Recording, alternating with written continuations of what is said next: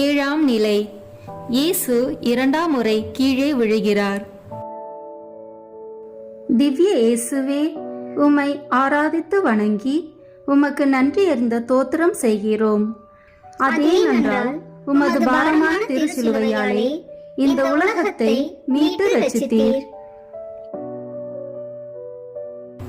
இயேசுவே, என்னுடைய பொறாமை, கவனக்குறைவு, சுயம் போன்றவை என் வாழ்க்கையில் உண்டாக்கிய விபரீதங்கள் பல. பிறருடைய வாழ்க்கையில் இனி எழும்ப முடியாத அளவுக்கு அவர்களுடைய பேரை கெடுத்திருக்கிறேன்.